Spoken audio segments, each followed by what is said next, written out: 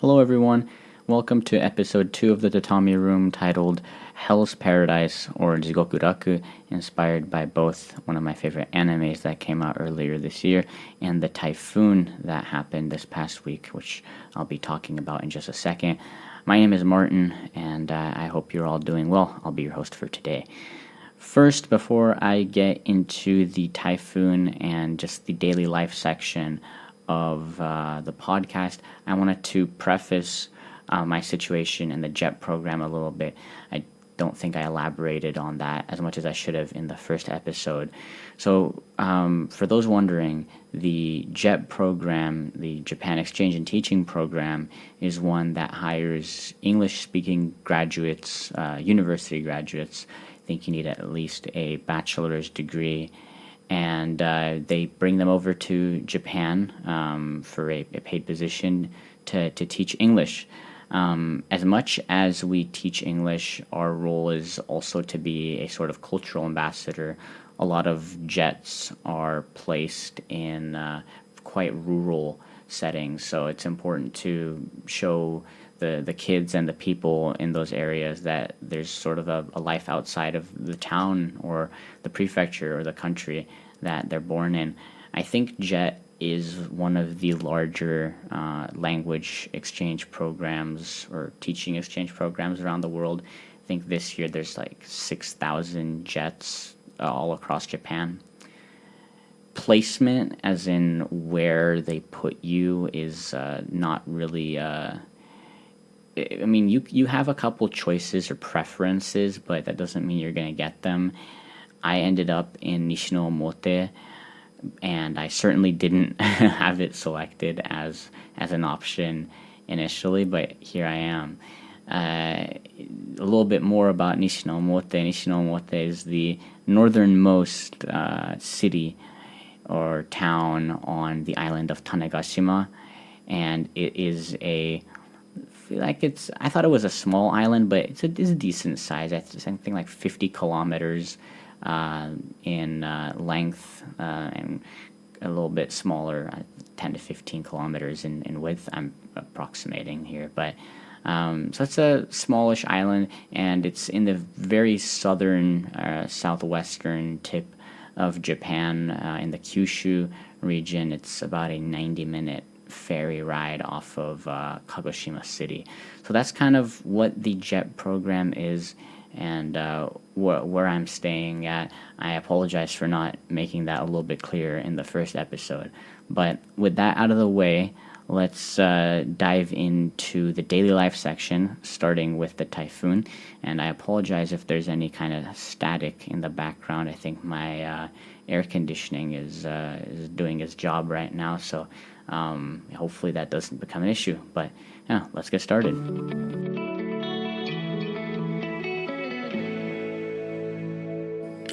Hello and welcome back to the daily life section.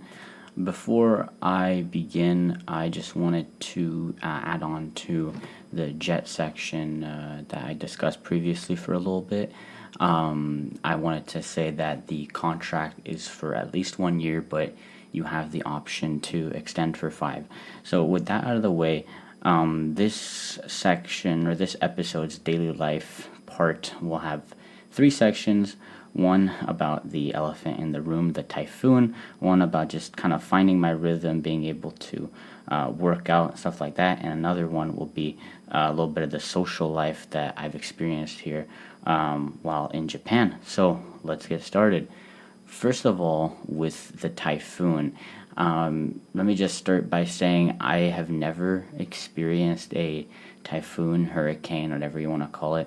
Actually, I don't think I've experienced really any sort of natural disaster before, be it like earthquake, tornado, tsunami, hurricane, all that stuff. So I've been kind of blessed that I have been able to avoid those natural disasters. And yeah, here I was in the middle of a typhoon.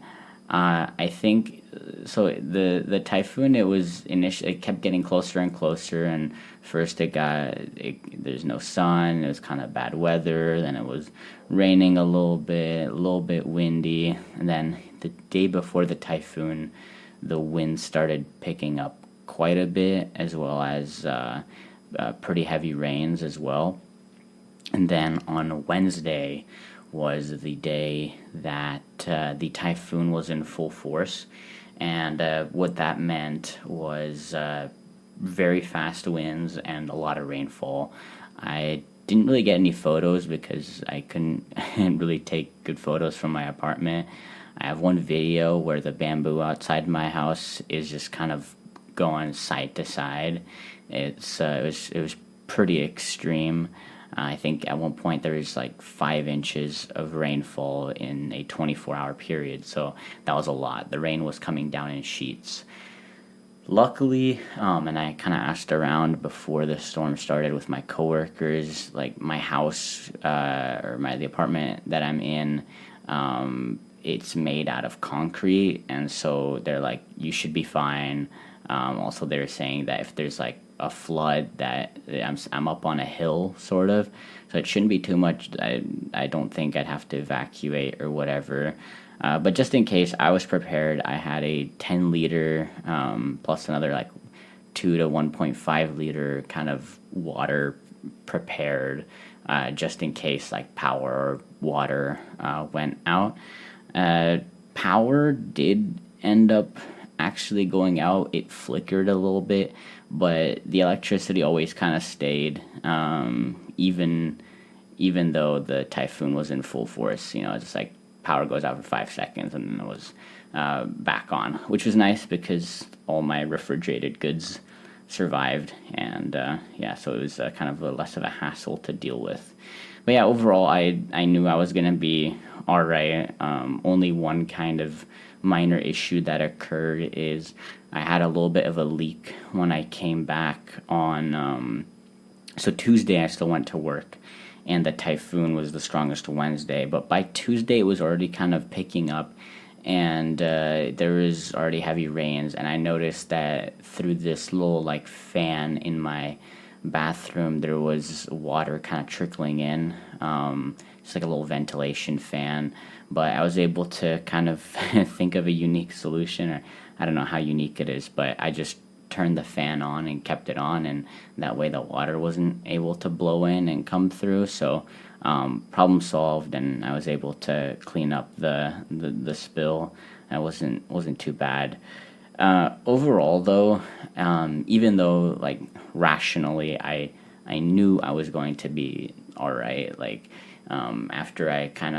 after the first, like the night, Tuesday night, and then just kind of heading into Wednesday, like the winds were pretty scary, but like my house hadn't like fallen over, my windows were intact. I mean, maybe I was a little stressed that something might fly in and break the windows, but wasn't really too worried about it. So rationally, I knew I would be fine, but just my first time being in a natural disaster, I think I was still like quite on edge. I was very uneasy, especially when the winds picked up on Wednesday or Wednesday evening. It's they're howling pretty bad, or one of the evenings at least. I forget which one. So it's, even though you know that you're gonna be all right, apparently wasn't like the biggest typhoon, so that also kind of helped. I was still there's an uncomfortable period of time where I was just like, dang, this is kind of rough, but I made it. One issue that is the product of this whole typhoon thing is I had to take a day of paid vacation time on Wednesday. This was because my supervisor sort of suggested to me that I should take a paid day off. I'm not entirely sure. They just kind of said like, hey, like, you're aware of the paid time off, you should take one tomorrow or whatever.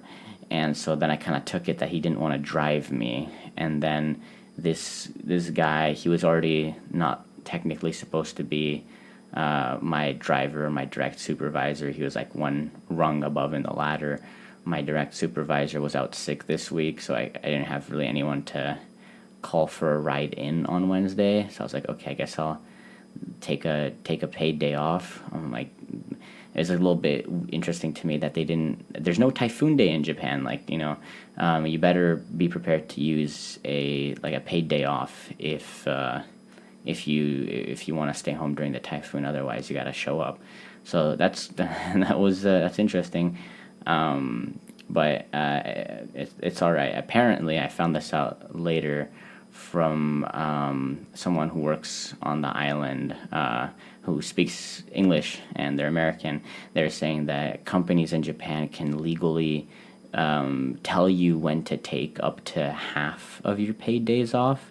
So I was like, okay, at least if it's a rule, then like, okay, it's kind of unfortunate. But I mean, I messaged my supervisor, and hopefully I'm able to get my paid time off back. That would be good. But overall, just a little bit stressful, but not too bad of a typhoon experience. Next, I wanted to talk just briefly about, I said, running, reading, and rhythm. Reading and running, or exercising, are kind of the two of my hobbies. And I think the first week I was just really busy, and then obviously the typhoon came, so I wasn't really able to go out and exercise yet. But I did end up picking up a book, and after the typhoon passed, so Thursday was still a little rough, but by Friday it was all cleared up. I was able to head to the gym and get some reps in. Very old gym, and not the cleanest and not the most advanced. The machines are quite old, but I made do with what I had. I unfortunately had to go barefoot the first time because I didn't know I needed indoor shoes. So yeah, that was uncomfortable, but lesson learned. So I went ahead and bought indoor shoes the day after that. But I think just being able to pick up a book or two here, and finally being able to go out and exercise a little bit has really helped my kind of mental health. And yeah, just it's made me feel a lot more at ease with things. So I think this is, if you're traveling for an extended period of time in any foreign country or environment, I just have a couple of things, a couple of hobbies that you can do that just kind of that you're used to, and they just make you feel like make you feel like you're used to your routine, and that just kind of helps. I think. The last kind of little bit I wanted to talk about in the daily life section was social life in Japan, which is markedly different than social life in America. In Japan, I found that there's kind of like a division of spheres in terms of like work is for work, family life is for family, friend life for friends or for friends, etc. Like everything is its own sphere, and they don't really mix. So at work, I just sit there. I do my job, which is right now there's school's out, so I've just been studying kanji and Japanese for a good 8 hours a day, which is nice. I'm getting paid for it, so I'll take that. But there's not much kind of social interaction going on. Not much. Not many jokes flying around the office. Maybe it's just taking a little bit of time for people to get used to me around there, but I think in general, like when you're at work, you talk about work, not really much else.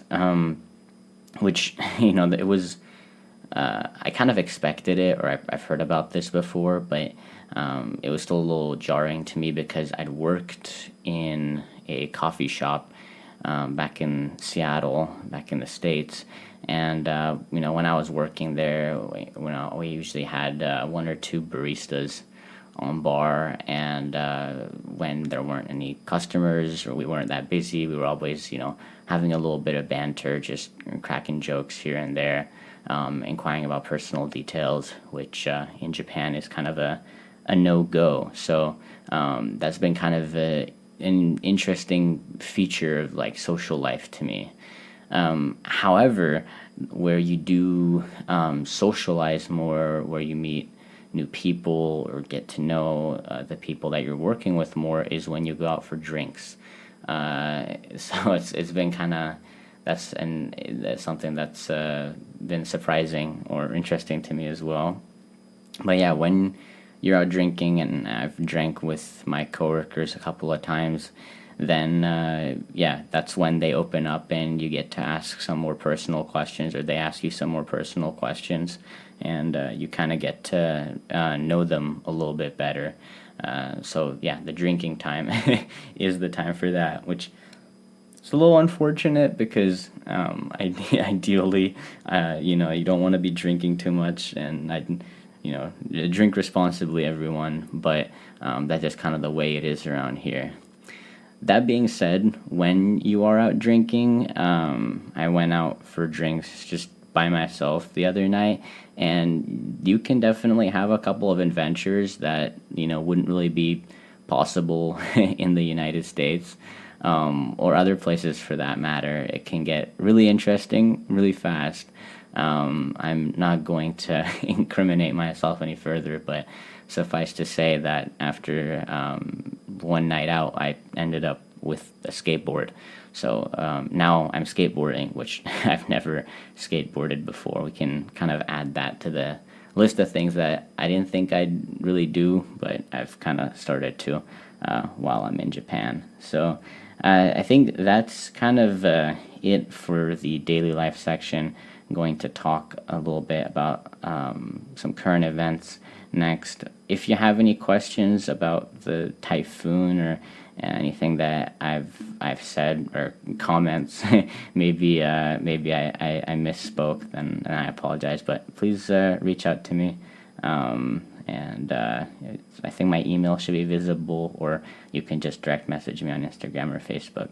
So please share your feedback. It's I'm a rookie to this whole thing, so any feedback is good feedback. But yeah, with that being said, let's go to the next section.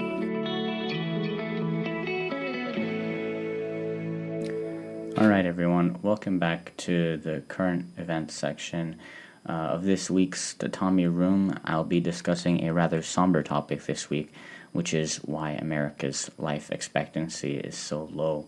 My source for this was a podcast from The Economist, which I'll try to link in the description below. Please give it a listen. I found it very informative. With that out of the way, I want to start by talking about a finding that the Economist podcast also discusses, which is that in 1980, America ranked somewhere in the middle in terms of life expectancy when it was surveyed in a group of 18 developed countries. And by 2018, this figure had unfortunately fallen, or the U.S. had unfortunately fallen to the very bottom of this list of 18 countries. And some estimates now even put the U.S. at U.S.'s life expectancy below China's. And listening to America's life expectancy falling as someone from the U.S., it's quite disheartening and just sad, to be honest. The main causes that the economist lists for life expectancy deteriorating so fast is guns, deaths from car crashes, and deaths from fentanyl and other opioids. Unfortunately, all of these factors really impact young people, or a lot of young people die from these things. And when young people die, that really disproportionately negatively impacts life expectancy. So I know some of y'all probably already guessed that guns or opioids, or maybe you guessed all three of them were an issue, but that's just the way it is. And unfortunately, guns, car crashes, and opioids really are making a negative impact on American life expectancy. Now, the cause or the reason that The Economist ascribes to these three things kind of rising, the deaths from guns, car crashes, and opioids, is this American attitude or mentality of, individual and personal responsibility, where if you're driving a car, it's your responsibility to make sure you're not getting in drunk, your responsibility to make sure everyone on the road is safe around you, etc. Or if you're taking drugs, it's your responsibility to make sure that the drugs are safe. And, I don't want the government sticking their nose in everything I do. I do think that in these instances, the government needs to do more, a lot more to protect people, because clearly this whole individual responsibility thing isn't working out very well. Now, there are a couple of solutions that we're progressing towards. Last year in 2022, there was a bipartisan gun bill that was passed. Unfortunately, its scope isn't as broad as we would like it to be. Personally, I would like to see less guns on the streets. I lived in U District in Seattle for 2 years, and I don't think I was ever in any real danger, thankfully, but I did hear gunshots occasionally, which it's never nice to hear gunshots near your place of residence. It doesn't necessarily put you at ease. Unfortunately, in the US, there's also been this trend of focusing on outside threats rather than looking inward for solutions. So instead of trying to create domestic policy to fix, guns, limiting them, or trying to take fentanyl off the street somehow via domestic policy, in the US, there's this focus on external threats, like, it's the Mexican cartel that's bringing all of these drugs in. But clearly that strategy of trying to focus on the cartel smugglers hasn't been working out so far. So I hope that America kind of wakes up sooner rather than later and addresses these issues. In any case, this was a small current events section. Hopefully next week I'll be back with another one, and that one will be a little brighter and not as sad of a topic. But thank you for listening, and let's cut to the outro.